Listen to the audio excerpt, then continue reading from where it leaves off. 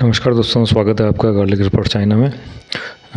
भाव की जानकारी से पहले सबसे पहले डिस्क्लेमर कि मैं जो भी जानकारी देता हूँ उसका उपयोग अपने विवेक से करें और हानि नुकसान के लिए मैं और मेरा चैनल जिम्मेदार नहीं रहेंगे। और आइए इसके बाद बात करते हैं। सबसे पहले एक छोटी न्यूज़ है वहाँ की, चाइना की, उसकी बात कर लेते हैं, फिर भाव देखेंगे वायदा के और हाजिर के।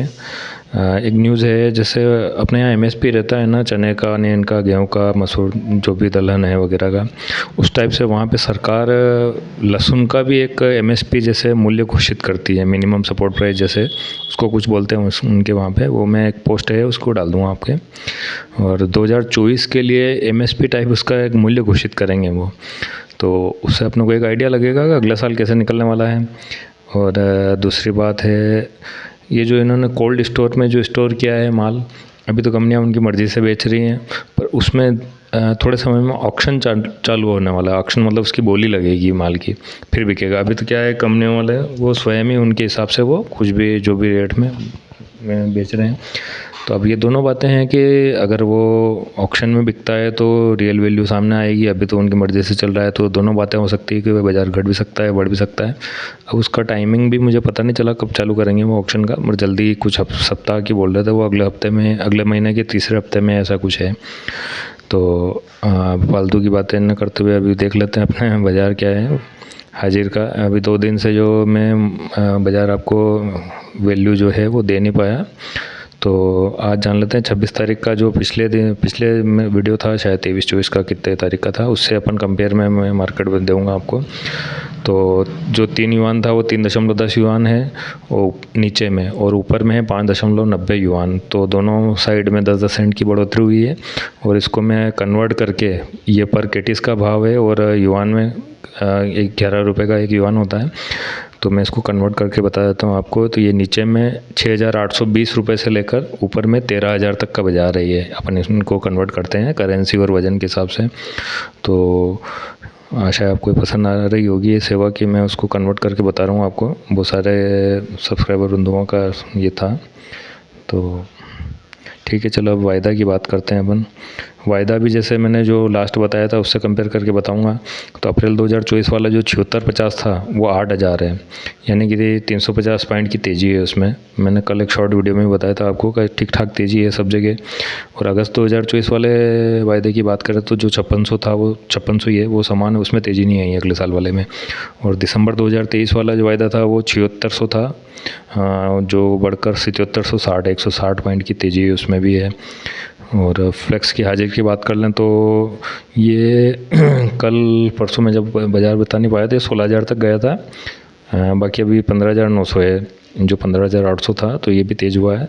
आज थोड़ा सा घटा है, कल 200 पॉइंट तेज़ था, आज 100 पॉइंट रह गया है, थोड़ा कम हुआ है, पर कुल मिलाकर तेज़ है। जो मैंने पिछले जो भाव बताए थे 23 तारीख को शायद। और नवंबर 2023 वाला फ्लेक्स का वायदा जो है 15,900 था, वो 16,000 है और 100 पॉइंट तेज़ है। और मई 2024 वाला जो वायदा है वो 1500 था, वो 1648 है, यानी 148 पॉइंट की तेज़ी है। तो ये सब ऊपर नीचे होते रहते हैं वायदा में। जैसे मई वाला है, ये कभी तेज़ होता है, कभी तेज़ नहीं होता है। और एक अगस्त 2024 वाला जो मैं बात करता हूँ हमेशा 5600 है, तो वो समान है। जबकि इस साल वाले जो वायदा हैं, अगले साल, हाँ, एक वायदा तेज़ है और एक मद्दा है। तो अप्रैल 2024 वाला तो काफ़ी तेज़ है और दिसंबर वाला ठीक ठाक तेज़ है। तो कुल मिलाकर तेज़ी है। पिछले 2 दिनों में, 3 दिनों में बढ़िया तेज़ी रही है। अपने यहाँ भी मार्केट में जो मंडियाँ हड़ताल थी उसके बाद खुली थी, उसके वापस से उसके करीब करीब भाव पहुँचने वाले हैं। तो जो मध्य आई थी 2 दिन में वो वापस रिकवर हुई है। कल भी तेज़ था बाज़ार, आज भी कुछ 200-300 ठीक है, लेवल ही ठीक है, अच्छी है। नीमच की बात कर रहा हूँ मैं।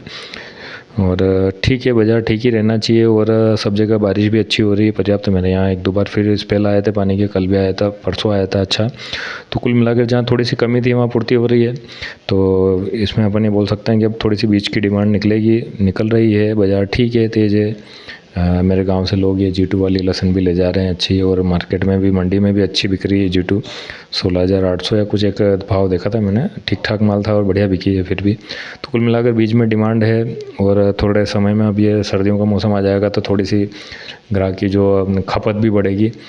तो वो सारी चीज़ें हैं। तो मार्केट बढ़ना चाहिए वैसे तो, ऐसी कोई टेंशन वाली बात नहीं है। मैं हमेशा ही बोलता हूँ कि कोई टेंशन वाली बात नहीं है, तो वही वाली बात है कि कोई टेंशन वाली बात नहीं है। 1.5-2 साल तक बिकता रहेगा बाज़ार, कभी 1000-2000 कम होता है, कभी 1000-2000 बढ़ जाएगा, ऐसे ही चलेगा।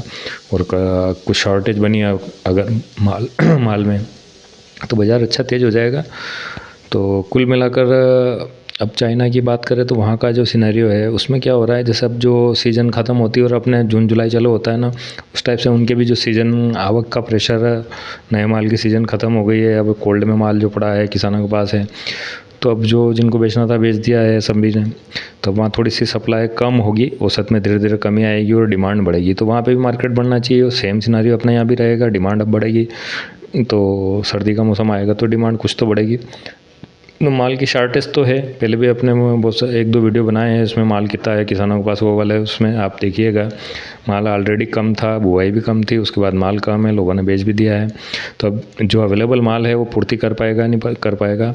और एक थोड़ा सा एक माइनस पॉइंट ये है, बहुत सारे लोगों ने जो स्टॉक किया था उन्होंने लोगों ने माल बेचा नहीं है बहुत ज़्यादा, तो माल पड़ा हुआ भी है लोगों के पास। जो स्टॉकिस्ट है उन्होंने माल ज़्यादा नहीं बेचा है, तो देखते हैं वो कब बेचते हैं, तो उसका प्रेशर भी हो सकता है।